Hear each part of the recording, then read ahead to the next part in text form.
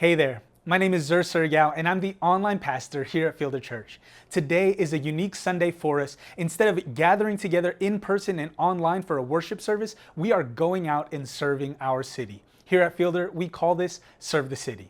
3 times a year, we forego our regular church services to go out and exhale the gospel, to be the church in our community.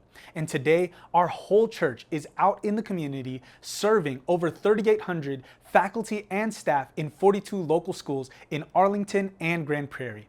We'll be walking the halls, classrooms, and teachers' lounges, praying for God to bless every person who steps foot in these schools. We will also be packing gift bags as a small token of our appreciation to show them how much they matter to our city and to our God. If you are a faculty member or staff of a local school, I want to personally say thank you.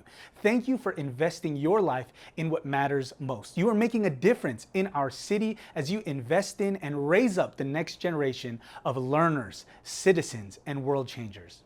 Hey, if you're new to Fielder, maybe you're joining us for the first time today. I'm so glad that you're here.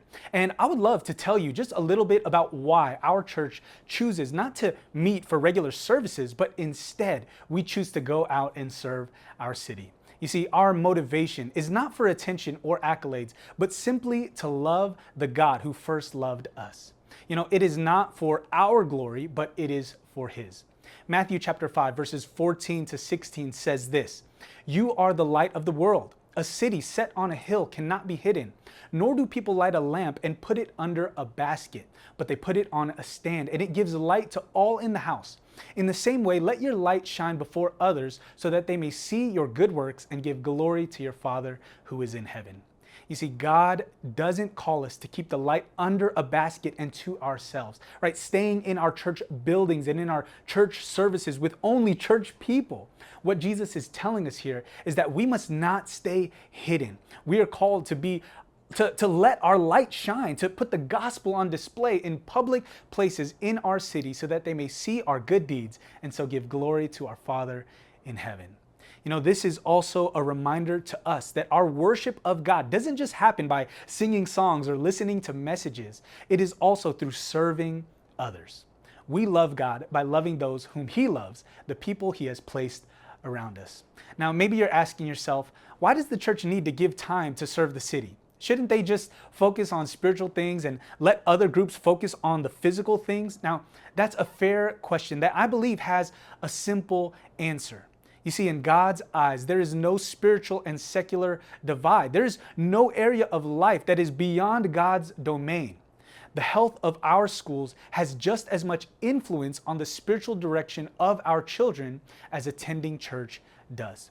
Think about this. Our children spend 35 more hours in school a week than they do in church. This means that if our schools are healthy and they're flourishing, then our children will have more of an opportunity to be the same. Jeremiah 29 verse 7 says this, "But seek the welfare of the city where I have sent you into exile, and pray to the Lord on its behalf, for in its welfare you will find your welfare." See, it's in the city's welfare that we find much of our own. We need flourishing schools to have a flourishing city. And in order to have flourishing schools, we need flourishing teachers and staff. This is why we choose to bless our teachers and admin, to pray for them and to serve them in any way that we can.